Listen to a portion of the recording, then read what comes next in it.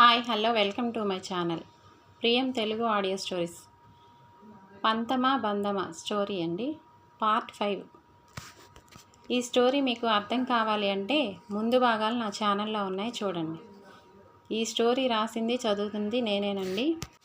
Story కానీ మీకు నచ్చినట్లయితే please like, share and subscribe.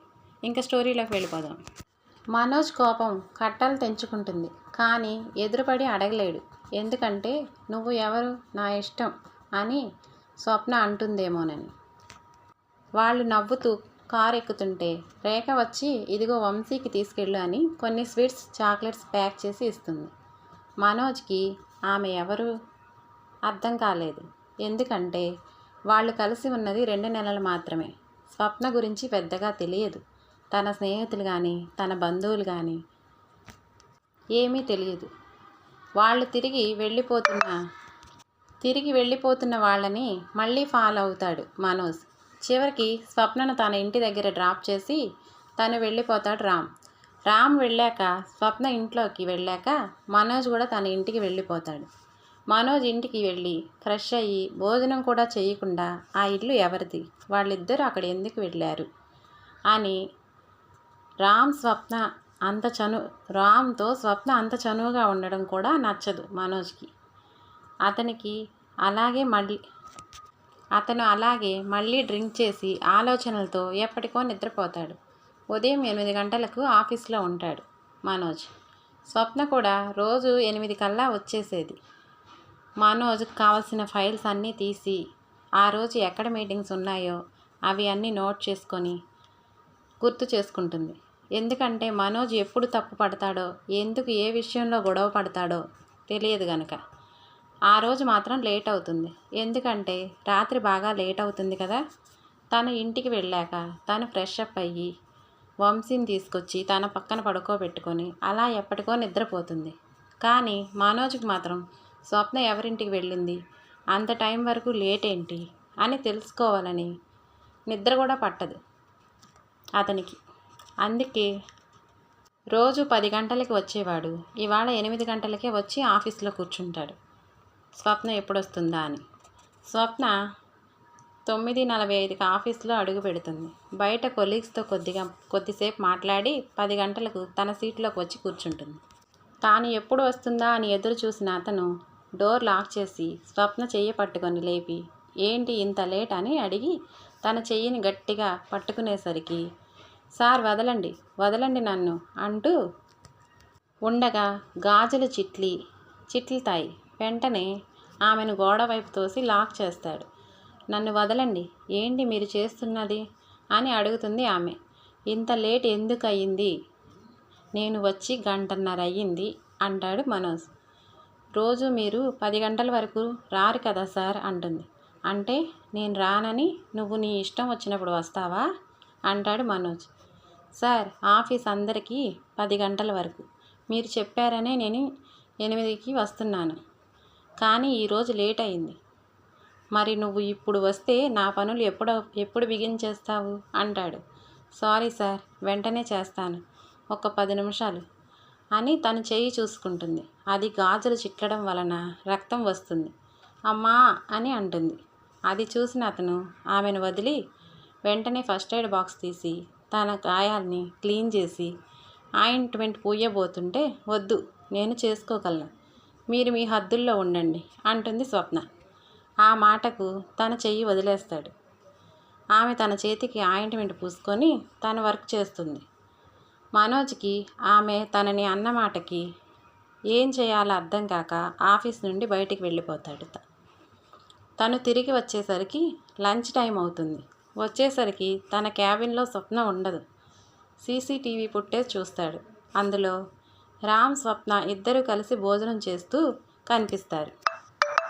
భోజనం క్యారియర్ ఓపెన్ చేస్తుంటే తన గాయమైన చేతికి తగులుతుంది. దాంతో హా అంటూ చిన్నగా అరిచిన స్వప్న చేతికి ఉన్న గాయాన్ని చూసి ఏంటిది స్వప్న, ఏమైంది అంటే ఏం లేదు సార్, చిన్న గాయం, పొద్దున్న వంటగదిలో పనిచేస్తుంటే చెయ్యి గోడకు తగిలి ఇలా అయ్యింది అంటే రామ్ తన కర్చీఫ్ తీసి క్లీన్ చేసి ఆయింట్మెంట్ పోస్తాడు. ఇందాక నేను ఆయింట్మెంట్ పూస్తే నన్ను హద్దుల్లో ఉండమంటావా? ఇప్పుడు వాడితో మాత్రం ఆయింట్మెంట్ పూయించుకుంటావా అని రగిలిపోతాడు మనోజ్. నిజానికి రామ్ని కూడా వద్దు సార్ వద్దు అంటున్నా రామ్ వినడు. అలాగే ఆ రోజు సాయంత్రం కూడా రామ్ కారులోనే తన ఇంటికి వెళ్తుంది. ఆ నెక్స్ట్ డే ఆఫ్టర్నూన్ లంచ్ తర్వాత స్వప్నను తీసుకొని మీటింగ్ వెళ్తాడు మనోజ్. మీటింగ్ అయ్యి తిరిగి రిటర్న్ అయ్యేసరికి సమయం 7 గంటలు అవుతుంది. మధ్యదారిలోకి వచ్చినాక వాళ్ళ కారు రిపేర్ పెడుతుంది. ఆ రోడ్డంతా నిర్మానుష్యంగా ఉంది. అక్కడ పిట్ట పురుగు కూడా లేదు. అంటే జనసంచారం లేదు. డ్రైవర్ కార్ దిగి చెక్ చేసి, ఇది ఇప్పుడు అయ్యేలా లేదు సార్, ఏదైనా క్యాబ్ బుక్ చేసుకొని మీరు వెళ్ళిపోండి, నేను మెకానిక్ని రమ్మని రిపేర్ చేయించి తీసుకొని వస్తాను, చాలా టైం పడుతుంది అతను వచ్చి రిపేర్ చేసేసరికి అని అంటాడు డ్రైవర్. మనోజ్ ఎంత ట్రై చేసినా ఒక్క క్యాబ్ కూడా బుక్ అవ్వడం లేదు. నడిచి వెళ్ళడం తప్ప మార్గం లేదు అని అంటాడు మనోజ్. ఏంటి సార్, ఇక్కడ నుండి ఎంత దూరం నడవాలి? ఇప్పటికే 7 అయ్యింది. అంటే దగ్గర 10 కిలోమీటర్స్ అంటాడు మనోజ్. అమ్మో అంతసేపా? ఎలా వెళ్ళాలి అంటే మధ్యరాత్రి అవుతుంది. ఆహా, వేరే ఏదైనా ఆలోచించండి, నాకు లేట్ అవుతుంది అంటుంది స్వప్న. ఏం చేయమంటావు? క్యాబ్స్ కూడా బుక్ అవ్వడం లేదు. పోనీ ఎవరినైనా లిఫ్ట్ అడుగుదామంటే ఒక్కరు కూడా ఇటు పక్కకి రావడం లేదు. పోనీ నువ్వే చెప్పు, ఏం చేద్దాం? కార్ రిపేర్ అయ్యేంత వరకు ఇక్కడే ఉందామా లేక నడుద్దామా అంటాడు మనోజ్. రెండు ఒకటే కదా, అలా అయినా అదే టైం పట్టేలా. అసలు ఆ మెకానిక్ వచ్చి దీన్ని చూస్తే కదా దీని రిపేర్ ఎంత టైం పడుతుందో తెలిసేది అంటుంది స్వప్న. సరే పదండి నడుద్దాం, దారిలో ఎవరైనా కనబడితే లిఫ్ట్ అడుగుదాం అని నడక ప్రారంభిస్తారు. కొంచెం దూరం వెళ్ళగానే స్వప్న ఫోన్ రింగ్ అవుతుంది. శారదమ్మ గారు ఫోన్ చేస్తారు. స్వప్న, నువ్వు ఎంతసేపటికి వస్తావని. ఫోన్ ఎత్తి పక్కకు వెళ్ళి మాట్లాడుతుంది స్వప్న. ఏం పిన్ని, ఎందుకు? వంశీ ఏమైనా ఇబ్బంది పెడుతున్నారా? లేదమ్మా, మీ బాబాయ్ గారికి హాస్పిటల్ తీసుకెళ్ళాలి, నువ్వు వస్తే వంశీని నీకు అప్పగించి మేము వెళ్తాం అని. ఎందుకంటే బాబుని హాస్పిటల్కి తీసుకువెళ్ళడం ఎందుకు, అసలే అక్కడ పేషెంట్స్ ఉంటారు అని అంటుంది శారదమ్మ. అది పిన్ని, బాబాయ్కి ఏమైంది అంటే, ఏం లేదమ్మా, పొద్దుటి నుండి కొంచెం జ్వరంగా ఉంది, ట్యాబ్లెట్స్ వేసినా తగ్గలేదు. కానీ పిన్ని, నేను వచ్చే దారిలో కార్ రిపేర్ పెట్టింది, నేను రావడానికి ఆలస్యం అయ్యేలా ఉంది, ఇప్పుడు ఏం చేయాలి అని అంటుంది స్వప్న. సర్లేమ్మా, నువ్వేం కంగారు పడకు, నేనే ఏదో ఒకటి చేస్తాను, నువ్వు జాగ్రత్త అని ఫోన్ పెట్టేస్తుంది. అయ్యో, ఇప్పుడెలా? ఇలాంటి సమయంలో కూడా వంశీని చూసుకోవడం వాళ్ళకి ఇబ్బందిగా ఉంటుందేమో అనుకొని అలా చిరాగ్గా మనోజ్ దగ్గరికి వస్తుంది స్వప్న. స్వప్న ఫోన్ వస్తే పక్కకు ఎందుకు వెళ్ళింది, స్వప్న ఎవరితో మాట్లాడుతుంది అని ఆమెను చూస్తూ ఉంటాడు మనోజ్. దగ్గరికి వచ్చిన స్వప్నను ఏమైంది అని అంటాడు మనోజ్. ఏం లేదు, నేను అర్జెంటుగా ఇంటికి వెళ్ళాలి అనుకుంటూ నడుస్తూ ఉంటుంది. ఈలోగా రామ్ కాల్ చేస్తాడు. చెప్పండి రామ్ గారు అంటుంది స్వప్న. అప్పటిదాకా బాగానే ఉన్న మనోజ్ రామ్ కాల్ చేయగానే మనోజ్ మొహంలో రంగులు మారుతాయి.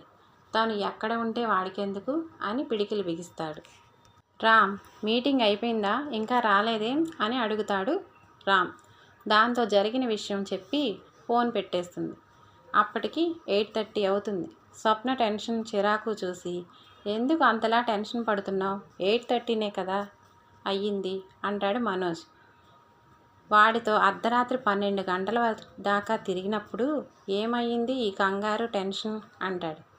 వాట్ అంటుంది స్వప్న. అదే, ఆ రామ్ గాడితో షికార్లు తిరిగి ఇంటికి వెళ్ళేసరికి 12 అయ్యిందిగా, అప్పుడు లేని టెన్షన్ ఇప్పుడు ఎందుకు, నాతో ఉన్నందుకా అని సీరియస్గా అడుగుతాడు. అది మీకెలా తెలుసు అని అంటుంది ఆమె. ఎలాగో ఒకలాగా తెలిసింది, ఇప్పుడు అదా ఇంపార్టెంట్, నీ టెన్షన్ ఎందుకు, ఇంటి దగ్గర ఎవరో 10 మంది నీ కోసం వెయిట్ చేస్తున్నట్లు ఉండేది నువ్వు ఒక్కదానివే కదా, దానికే ఓ బిల్డప్. ఆ మాటలతో స్వప్న బాబు గురించి మనోజ్తో చెప్పడం ఇష్టం లేక ఏం చెప్పాలో అర్థం కాక ఊరుకుంటుంది. ఇంటికి వెళ్ళిన రామ్ స్వప్న కారు ఆగిపోయిందని తిరిగి మళ్ళీ బయలుదేరిపోతున్న అతని తల్లి రేవతి గారు పిలుస్తూ ఉండగానే వినిపించుకోకుండా బయలుదేరిపోతాడు. ఇక్కడ మనోజ్, స్వప్న తిట్టుకుంటేనే నడుస్తూ ఉంటారు. సరిగ్గా అరగంటకి రామ్ వాళ్ళ ముందు కారు ఆపుతాడు. ఎదురుగా వచ్చిన కారు చూసి ఎవరిది ఈ కారు అనుకునేలోపు రామ్ కారులో నుండి దిగుతాడు. స్వప్న, ఏమైంది, నీకేం ఇబ్బంది కలగలేదుగా అని అడుగుతాడు రామ్. పక్కనే ఉన్న మనోజ్, సొంత మొగుడి కన్నా ఎక్కువ చేస్తున్నాడు వీడు. పక్కనే నేను ఉండగా ఆవిడ గారిని దెయ్యాలు ఏమైనా పీక్కు తింటాయా ఏంటి? లేదండి రామ్ గారు, 2 గంటల నుండి నడిచి కాళ్ళు నొప్పి ఒక్క వెహికల్ కూడా ఇటు పక్కకి రాలేదండి అమ్మా అని అంటుంది స్వప్న. వాళ్ళ సంభాషణ అంతా వింటున్నాడు మనోజ్. అందుకే నేను వెంటనే వచ్చాను అని అంటాడు రామ్. ఈలోగా మనోజ్ని చూసి, సారీ సార్, మిమ్మల్ని గమనించలేదు, స్వప్నతోనే మాట్లాడుతూ ఉండిపోయాను. అసలే లేడీస్ ఒంటరిగా ఎంత ఇబ్బంది పడుతుందో అని భయపడి వచ్చాను.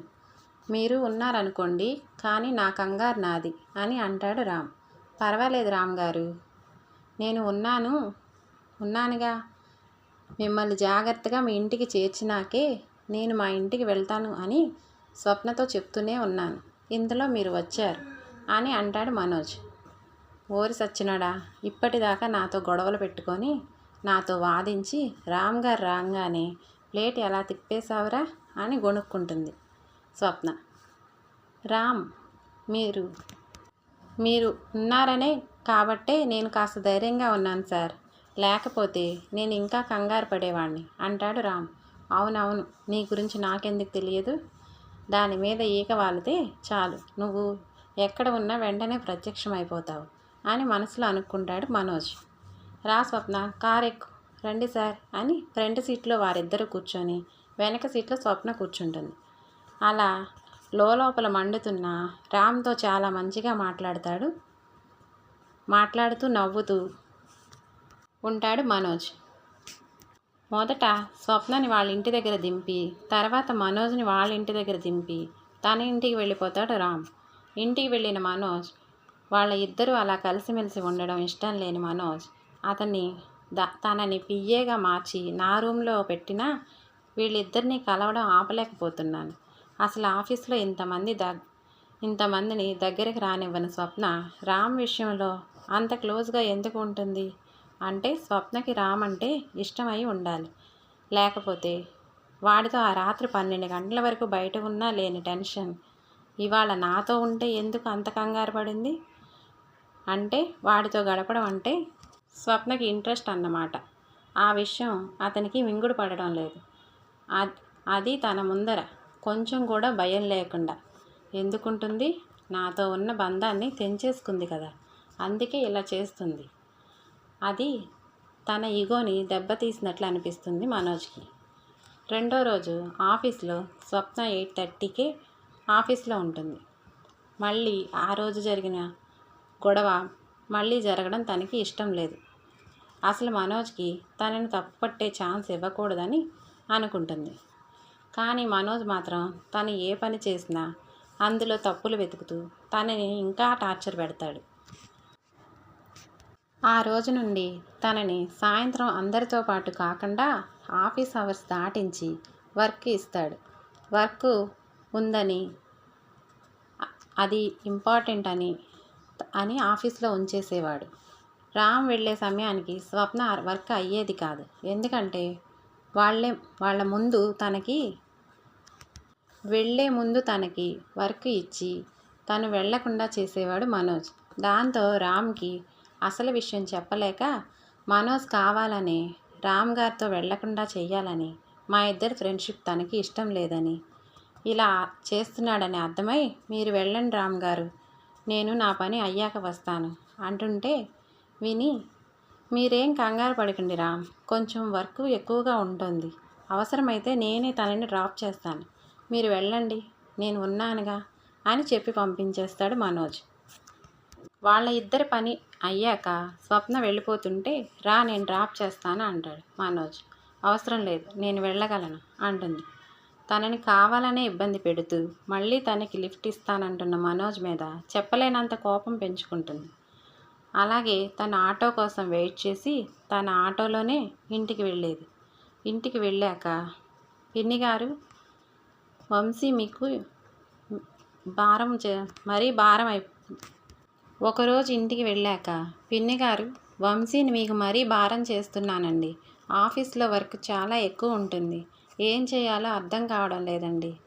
కనీసం వంశీతో కొంచెం సమయం కూడా గడపలేకపోతున్నాను అని చెప్పుకొని బాధపడుతుంది స్వప్న.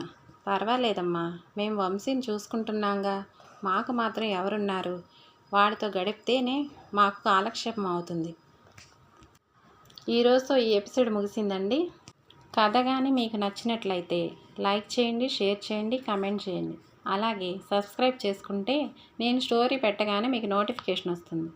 Thank you all. By by.